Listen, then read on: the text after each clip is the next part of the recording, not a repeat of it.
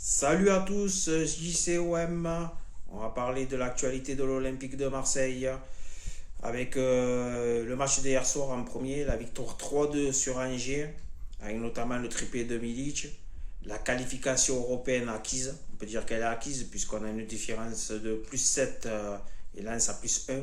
Donc à moins qu'il y ait un gros miracle, le dernier match qui gagne 6-0 contre Monaco, et nous on en prenne 6 à Metz, mais j'y crois pas trop.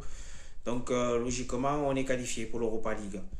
Enfin, quelque chose de positif avec la saison qu'on a vécue assez difficile entre tout ce qui s'est passé. On va pas refaire ce qui s'est passé cette année, quoi. Mais bon, c'est un peu, au moins un peu de positif.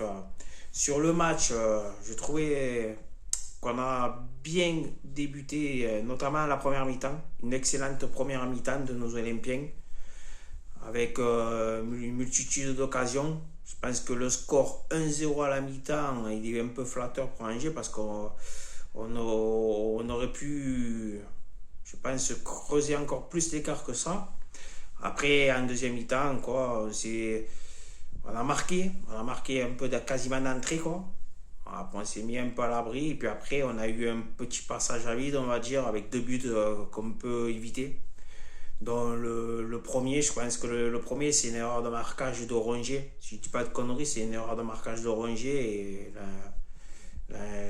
puis voilà, comme ça, quoi. C'est le but de la tête qui suit d'Angers. Le deuxième but de Angers, c'est Mandanda et Sakai qui se rentrent dedans, quoi. L'Angevin, il a plus qu'à la pousser au fond. Il tombe avec un cafouillage, mais il la met au fond, quoi. Et après, on a un peu poussé, on va dire, pour marquer ce troisième but sur un penalty indiscutable, quoi. On voit le petit Dieng qui se fait découper dans la surface, indiscutable. Il y a eu quand même intervention de la VAR, comme sur le but de Angers. Bon, on savait qu'il y avait but, quoi. Mais là, on savait aussi qu'il y avait penalty. C'était la VAR. Et heureusement qu'il y a eu cette intervention de la VAR. Je crois au moment qu'il n'allait pas nous mettre la barre, quoi. Bah, enfin, quoi qu'il en soit, on a gagné difficilement en fin de deuxième mi-temps, mais on a gagné, c'est essentiel. On sera en Ligue Europa la saison prochaine, une saison sauvée, on va dire, même si l'objectif en début de saison était le podium. On peut dire que vu tout ce qui s'est passé cette année, avec cette année de merde, comme je vous ai dit, on s'en sort bien, quoi. Alors les top joueurs, parce que je ne vais pas faire un débriefing de tous les joueurs, ça sert à rien, c'est l'avant-dernier match, il n'en restera plus qu'un après, mais comptera un peu pour du vol le dernier. Donc je vais dire les trois tops. Les trois top joueurs, j'ai trouvé Lirola.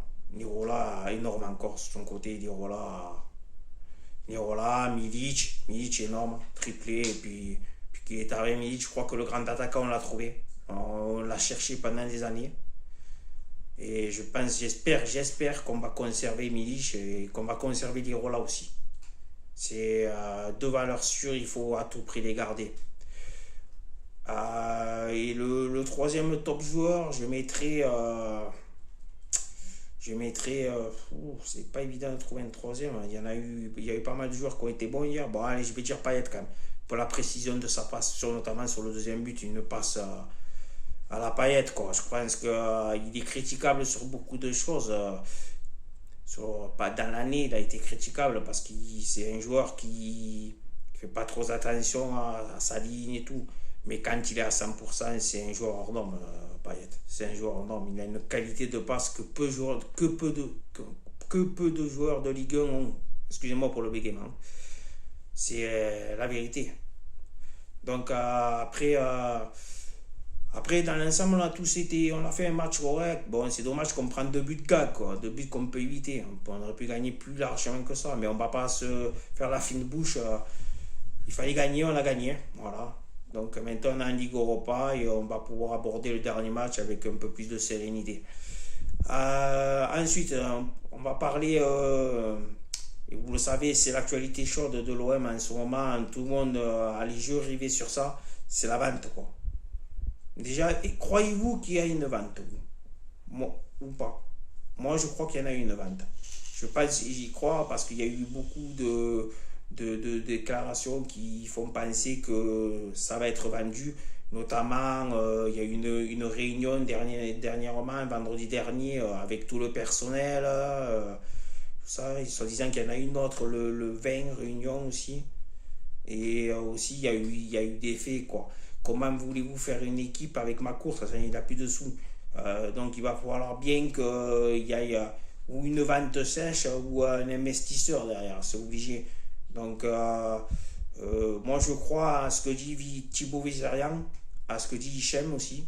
Hichem, n'oublions pas, qu'il a travaillé à l'OM, qui était stagiaire à l'OM, et qui a quand même pas mal de contacts encore avec l'OM. Il connaît pas mal de personnes encore qui sont encore en poste là-bas. Donc je pense quand même, c'est pas des menteurs. En plus, ils savent très bien que s'ils ont dit des saucisses, comme on dit, ils vont se faire tous tomber dessus. Donc je pense qu'on a des grandes chances d'être achetés. Ben, il faut attendre. De toute façon, on le saura bientôt. Hein. Il nous reste entre 10-15 jours à attendre. Hein. Si ça se trouve, ça arrivera avant. Mais bon, disons 10-15 jours. C'est au 31 mai, on n'a rien, c'est qu'il n'y a rien. Quoi. Mais moi, j'y crois. Et il faut l'espérer pour l'avenir de l'OM. Il faut l'espérer. Parce qu'on ne pourra pas faire toujours des saisons comme cette année. Bon, ça se finit bien parce qu'on joue l'Europa League. Mais un club comme l'OM, il doit viser plus haut que l'Europa League. On doit aller en Ligue des Champions. Quoi. Donc, si on veut un jour espérer rivaliser avec le PSG, il va falloir être vendu, avoir des moyens hors normes, des moyens qu'on puisse se créer une équipe quoi, à rivaliser avec Paris. Quoi. On n'est pas fait pour être derrière eux, quoi, les gars. Il faut à un moment donné, eux, ils jouent la Ligue des Champions chaque année. D'accord, ils l'ont pas gagné, tant mieux qu'ils l'ont pas gagné. J'espère qu'ils la gagneront jamais, mais ils ont quand même fait une finale l'an dernier. Là, ils ont été en demi-finale. On espère après, on est obligé de regarder les matchs de Paris pour espérer qu'ils perdent. Mais un jour ou l'autre, si truc, j'espère pas, mais ça risque de passer. Donc, il vaudrait mieux qu'on se fasse une équipe, nous, et maintenant, il faut regarder nous, quoi. Et avoir une équipe pour, dans les années à venir, peut-être gagner la Ligue des Champions. Avec des gros moyens, tout est possible. Hein. Déjà, commencer à reprendre la suprématie au niveau national, au niveau français. Et après, si on peut prendre une Coupe d'Europe, déjà, s'ils arrivent cette année, les investisseurs, ce serait bien pour l'Europa League. Pourquoi pas gagner l'Europa League? Moi, l'Europa League, ça me fait rêver aussi. Hein. C'est une Coupe d'Europe, c'est pas la Ligue des Champions, mais c'est une Coupe d'Europe. Hein. Aucun club français l'a gagné. Hein. Et on a été les premiers à gagner la Ligue des Champions. On peut être peut-être les premiers à gagner la Ligue Europa.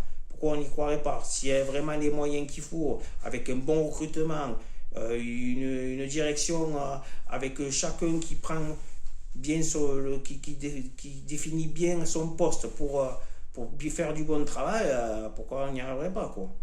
Après, après l'actualité, voilà, c'est surtout la vente qu'on va maintenant on va attendre. Hein. Bon, je vous ferai quand même une petite vidéo pour le match Metz-OM. Je le ferai le lendemain, je pense, OM-Metz. Et puis on se dit à lundi prochain. Je vous fais un coucou à tous. Et si vous avez aimé ma vidéo, abonnez-vous, s'il vous plaît, les gars. Et mettez le petit pouce bleu qui va bien. Allez, merci, ciao. Ciao, les gars.